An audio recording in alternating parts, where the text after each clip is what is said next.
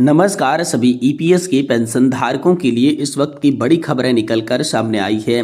Pension धारकों की दीपावली की खुशी हुई दोगुनी, पेंशन में हुई 10% की अतिरिक्त बढ़ोतरी। जी हां दोस्तों, आखिरकार आप सभी की पेंशन बढ़ोतरी को लेकर दीपावली पर कैसे दोगुनी लाभ देखने को मिलेगा, इसके बारे में दोस्तों आज की इस वीडियो के अंदर यहाँ पर जो है संपूर्ण रूप से जानकारी आप सभी को दी जाएगी। साथ ही दोस्तों बात करेंगे सरकार ने किया इन 3 राज्यों में पेंशन बढ़ाने का ऐलान, पेंशन में किया बदलाव, अब 3,000 रुपए तक मिलेगी न्यूनतम पेंशन। तो आखिरकार कौन कौन से 3 राज्यों के अंदर सरकार ने बड़ा फैसला किया है, पेंशन बढ़ोतरी को लेकर क्या बदलाव किया है, इसके बारे में भी दोस्तों आज की इस वीडियो के अंदर बात करेंगे। साथ ही दोस्तों बात करेंगे ईपीएस 95 पेंशनर्स का क्या है गुना, खुद का परिवार और सरकार जो है इनकी नहीं सुन रही है। तो आखिरकार परिवार और सरकार इनकी क्यों नहीं सुन रही है, इनका क्या गुना है, इसके बारे में बात करेंगे। वहीं सीएम योगी के गढ़ में ईपीएस 95 पेंशन भोगियों की बड़ी जनसभा होने जा रही है, जिससे धड़कन बढ़ चुकी है। तो इसके बारे में बात करेंगे कि कैसी जनसभा होगी, कब ये जनसभा आप सभी के लिए होने वाली है और इसमें क्या प्रमुख मुद्दे रहने वाले हैं। और वहीं दोस्तों आप सभी के लिए यहाँ पर जो है बात करने वाली हैं पेंशन राज्य मंत्री से मुख्य सूचना आयुक्त की खास बात हो चुकी है और इसको लेकर पेंशन पर आप सभी के लिए बड़ी खबर आई है। तो इसके बारे में भी चर्चा दोस्तों आज की इस वीडियो के अंदर करेंगे, यानी कि पेंशन और पेंशन धारकों से जुड़ी तमाम बड़ी खबरों की चर्चा आज की इस वीडियो के अंदर करेंगे।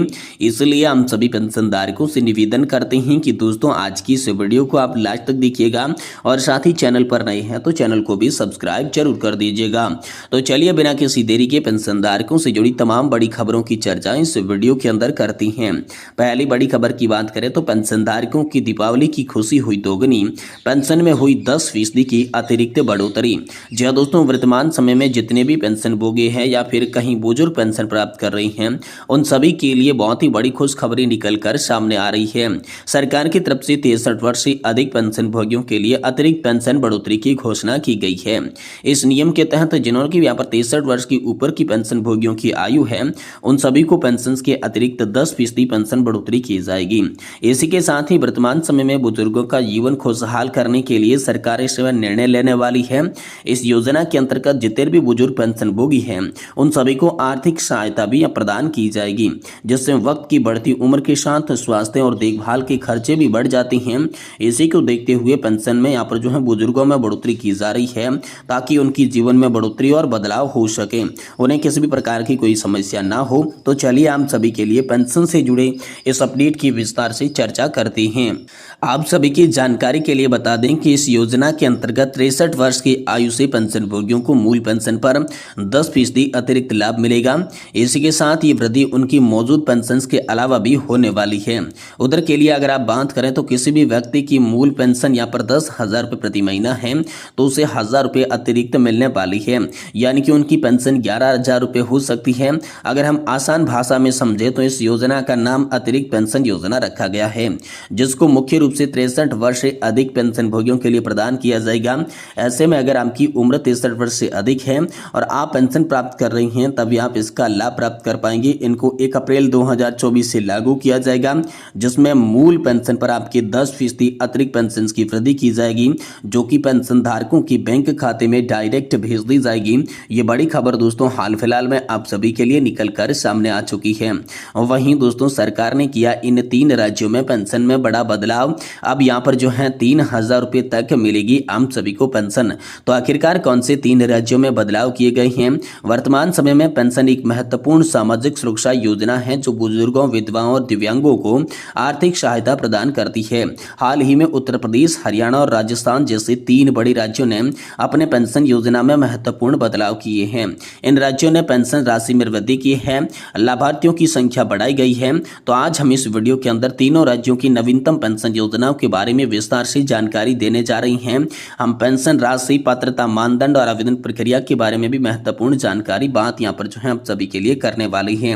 ये जानकारी उन लोगों के लिए उपयोगी होगी जो इन 3 राज्यों से पेंशन प्राप्त करते हैं। तो चलिए जानते हैं इसके बारे में। सबसे पहले उत्तर प्रदेश पेंशन योजना की बात करें। उत्तर प्रदेश सरकार ने हाल ही में अपने पेंशन भोगियों के लिए कई महत्वपूर्ण पेंशन योजना में बदलाव किए हैं। इन बदलावों का उद्देश्य अधिक से अधिक लोगों को लाभ पहुंचाना, इसलिए सरकार ने पेंशन योजना के लिए वृद्धि की है। अब पेंशन प्राप्त करने वालों को अधिक फायदा होगा। इसमें वृद्धावस्था पेंशन 1,000 रुपये से बढ़ाकर 1,200 रुपये, विधवा पेंशन 1000 रुपये से बढ़ाकर 1500 रुपये और दिव्यांग पेंशन 1000 रुपये से बढ़ाकर 1500 रुपये प्रति माह कर दी गई है। वहीं हरियाणा की पेंशन योजना की बात करें तो हरियाणा सरकार ने अपनी पेंशन योजना में कई सुधार किए हैं। इन सुधार से राज्यों के लाखों लोगों को लाभ मिलेगा। तो चलिए जानते हैं कि सरकार ने यहाँ पर जो है कितने फीसदी की बढ़ोतरी की है। देखिए, वृद्धावस्था पेंशन 2500 रुपये, विधवा पेंशन 2500 रुपये और दिव्यांग पेंशन 2500 रुपये प्रति माह करने को लेकर हरियाणा सरकार का भी बड़ा आदेश आप सभी के लिए सामने आया है। वहीं राजस्थान सरकार ने भी अपनी पेंशन योजना में कई बड़े बदलाव किए हैं। इन बदलावों से राज्य के गरीबों और जरूरतमंद लोगों को मदद मिल रही है, जिसमें वृद्धावस्था पेंशन यहाँ पर 1000 रुपये, विधवा पेंशन 1500 रुपये और दिव्यांग पेंशन प्रति माह जो है 1500 रुपये दी जाएगी। अब पेंशन भुगतान की प्रक्रिया की बात करें तो इन तीनों राज्यों के यहाँ पर जो है पेंशन धारक लाभार्थियों के बैंक खाते में सीधा उसका भुगतान किया जाएगा। ये प्रक्रिया पारदर्शी और सुरक्षित है, जिसमें यहाँ पर जो बात करें उत्तर प्रदेश और हरियाणा में मासिक रूप से इसका लाभ मिलेगा, लेकिन राजस्थान में त्रैमासिक यानी कि 3 महीनों से यहाँ पर जो है लाभ आप सभी को मिलने वाले हैं। ये बड़ी खबर दोस्तों हाल फिलहाल में आप सभी के लिए निकल कर सामने आ चुकी है। वहीं दोस्तों आप सभी के लिए अगली बड़ी खबर की बात करें तो ईपीएस 95 पेंशन स्कीम 1995 को लेकर बड़ी खबर आ रही है। ईपीएस 95 पेंशनर्स क्या क्या गुनाह है कि खुद का परिवार और सरकार जो है पेंशन धारकों की नहीं सुन रही है। जी दोस्तों, बुढ़ापे का सहारा बनने की बजाय सरकार की नीतियों ने उन्हें परेशान किया है। ईपीएस 95 न्यूनतम पेंशन 1000 रुपये का भुगतान किया जा रहा है। देश के लाखों पेंशन भोगियों की मांग है कि न्यूनतम पेंशन बढ़ाई जाए। जी दोस्तों, ईपीएस 95 न्यूनतम पेंशन आंदोलन पर इंद्रनाथ ठाकुर का कहना है कि चुनाव चलते रहेंगे, देश भी आगे बढ़ता रहेगा। जो लोग ऐसा मानते हैं, ईपीएस 95 पेंशन का आंदोलन बूढ़े और असहाय बूझे हुए हताश निराश लोगों का है। ये पॉलिटिक्स के भंवर में गोते लगाते हुए डूब जाएंगे। इन लोगों का ये याद रखना चाहिए कि आंदोलन करने वाले ऐसे बूढ़े प्रकृति के नियमों के अनुसार दुनिया से निकल जाने की भी तैयारी कर रहे हैं। इन बूढ़े लोगों को एजिटेशन के सामान्य आंकने की भूल ना करना चाहिए, क्योंकि ऐसे में बूढ़े आज युवाओं और प्रौढ़ों पर यहाँ पर जो है बाप माने जाते हैं। हमारे बुजुर्गों का शांति में निःशब्द चर्चा वर्तमान राजनीतिक आंदोलनों का दिशा तय करने में सिद्ध होती है। ये हमने अपनी बातों को राष्ट्र की सरकार और समाज के समक्ष सच्चाई को उजागर करने के साथ धीमी आंच पर वास्तविकता को पकाने और परोसने और भूखों को खिलाने की एक अनूठी विधि से प्रदर्शन का तरीका शुरू किया है। हम ही नहीं, जो भी धरती पर जन्म ले चुका है उन सब का मरना तो होना है, निश्चित है। न कोई आज तक इसमें बचा है न बचेगा, यह भी हम सभी जानते हैं। तो जीने का अधिकार और सम्मान से जीने का अधिकार सबको है। ईपीएस 95 एम्प्लॉय पेंशन स्कीम 1995 के तहत जहन में रखकर कहा कि जीने का और सम्मान से जीने का अधिकार है। हम पेंशनर्स ने क्या गुनाह किया है? हमारा अपना परिवार और अपनी सरकार हमारी नहीं सुनती, अपेक्षा करती है। जब हम अपनी कमाई का भाग जिसे भविष्य की सुरक्षा के लिए जमा कर रखा है तो उसे देने में टाल मटोल क्यों किया जा रहा है, जबकि हम कोई भी अतिरिक्त भार किसी को देना नहीं चाहती हैं। उसी अल्प आय में संतोष कर जीवन के आखिरी पलों में गुजारना चाहती हैं। किसी ने कुछ लेना है या किसी से हकमारी भी हम नहीं चाहती हैं। हमें लड़ना फिर भी पड़ रहा है। हम भी लगातार एक दशक से एक छोटी सी बात नहीं है, इसके लिए हम हिंसा, ठगी और अराजकता नहीं होना चाहती हैं। महाराष्ट्र विधानसभा चुनाव के बाद यहाँ पर जो है पहली दफा हम ये सक्रिय राजनीति करने वालों को संदेश देना चाहते हैं कि हम उन्हें अपना वोट देंगे जो हमारी पेंशन की मांग की ओर दृष्टिपात से करेगा और हम बुजुर्गों का काम करेगा, वही देश में राज करेगा।